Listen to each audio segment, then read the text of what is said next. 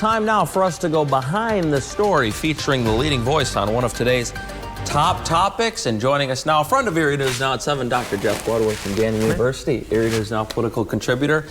When it comes to the world of politics right now, we can basically talk about anything. A lot going on, sir. Let's first start with the news today.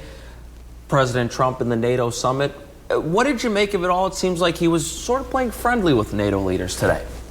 President Trump is feeling good. He has the wind at his back after at least a short-term, very successful strike against Iran. So he's playing nicely with allies, pushing back against defense reports about the level or amount of degradation of the Iranian capacity. But, you know, Trump's in a good mood. I think they said something like complete annihilation, correct, is what they were looking for? Yeah. When it comes to the topic of Iran, now I've heard the president use the F word only twice. One was in an interview, a radio interview with the late Rush Limbaugh, and he said Iran had better stop effing around. Then we heard him yesterday talk to reporters and say that Israel and Iran are two countries that don't know what the F they're doing. What is it about the country of Iran, their tactics, their strategy, that fires the president up that much, Doctor? Well, I think he knows it matters politically. He wants to turn the page. You know, mission accomplished. But also, look, the Iranians operate by a very different kind of calculus, rational calculus, than the president does.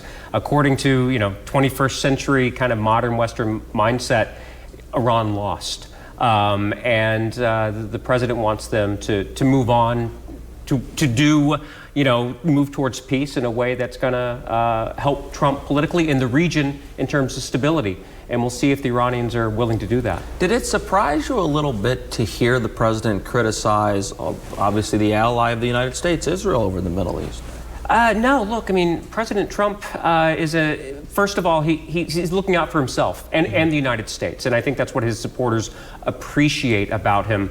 Donald Trump, I don't think anyone would ever accuse him of being a lapdog for anyone or any country. So I'm not surprised. We're looking at a Quinnipiac poll, and it shows that as far as the approval rating for the Democratic Party in Congress, way low right now. What do you make of that? Because typically Americans side against the person that they just put in office. Well, it's only been, 6 months almost? And so the Democrats are going to be at a low point. But I'm not surprised, because right now the Democrats are allowing the fringe of the party to define the whole of the party, whether it's the Democratic nominee, the socialist, for it to be mayor of New York. Last night in New York. Yeah, and then and this is just the reality of politics today, is that the loudest fringe voices are the ones that are heard on social media, and they define the party. And, this is the problem Democrats are going to have to, they don't have a spokesperson.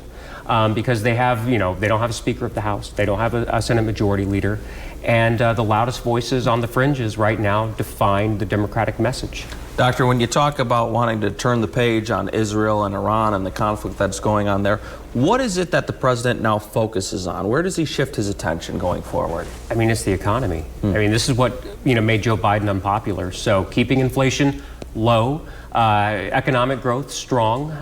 Right now, the economic indicators look relatively robust.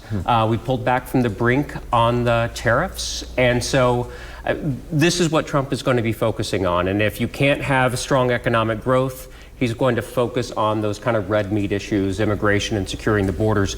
But I think it's the economy, and the economy. Too late, Powell. He's now calling the Fed chair. Does he keep his job? If inflation stays low, he keeps his job. If inflation surges and he doesn't reduce interest rates, Donald Trump will do what Donald Trump thinks is in his best political interest. And I think he would do what would have been unthinkable and replace the Fed chairman. Dr. Jeff Bloodworth, thank you so much. I appreciate it. We'll have more coming up on Erie News Now 11 with the doctor, and I appreciate